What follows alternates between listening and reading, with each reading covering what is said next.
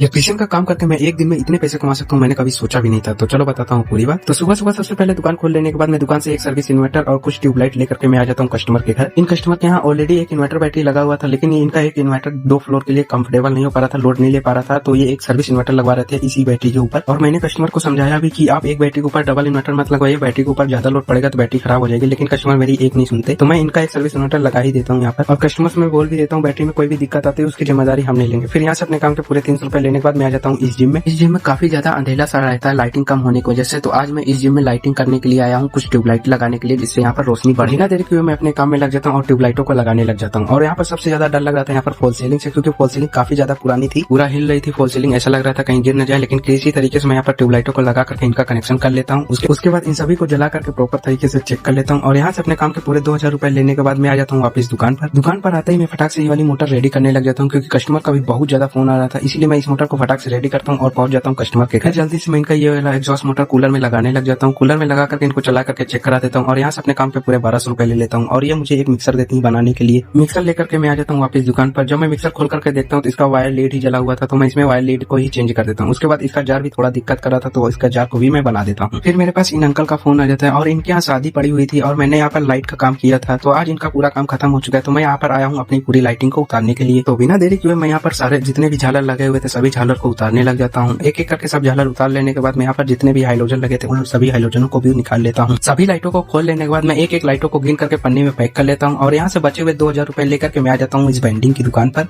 यहाँ से बैंडिंग के लिए दिया हुआ स्टेटर लेकर के मैं आ जाता हूँ अपने दुकान पर वापस। तभी मेरे पास एक अंकल लेकर के आ जाते हैं ये वाला सीलिंग फैन, और ये सीलिंग फैन काफी ज्यादा जाम था, जिसका कारण था इसका वायरिंग खराब हो जाना। तो पंखा खोल करके मैं इसकी पुरानी वाली वायरिंगों को बाहर निकाल लेता हूँ। उसके बाद इसमें नई वायरिंगों को अच्छे से ग्रीसिंग करके लगा देता हूँ और पंखे को वापस फिट करके चला करके अंकल को चेक करा देता हूँ और अपने काम के पूरे 250 रुपए ले लेता हूँ। फिर मैं इस वाले स्टेटर को भी फिट करने लग जाता हूँ। इसका भी पुराना वाला वायरिंग खराब हो गया था, तो पुराना वाला वायरिंग बाहर निकाल करके इसमें भी नया वायरिंग लगाने लग जाता हूँ। नए वायरिंग को लगा लेने के बाद मैं पंखे को फिट करने लग जाता हूँ। पंखा फिट कर लेने के बाद मैं पंखे को अच्छे से चला करके चेक कर देता हूँ और कस्टमर से ले लेता हूँ अपने काम के 650 रुपए। फिर मैं इस वाले टेबल फैन को रेडी करने लग जाता हूँ। इसका भी बैंडिंग जला हुआ था, तो बैंडिंग के लिए दिया हुआ था, तो अच्छे से वापस मोटर फिट कर लेने के बाद मैं इसको टेबल फैन में फिट करने लग जाता हूँ। टेबल फैन में फिट कर लेने के बाद मैं इसको भी चला करके चेक कर लेता हूँ। कस्टमर ये पंखा बाद में लेकर जाएंगे। तो आज की पूरी अर्निंग मुझे 6400 रुपए, जिसमें से मेरी इन्वेस्टमेंट आई है 1670 रुपए। उसके बाद मैं दुकान बढ़ा करके चला जाता हूँ घर।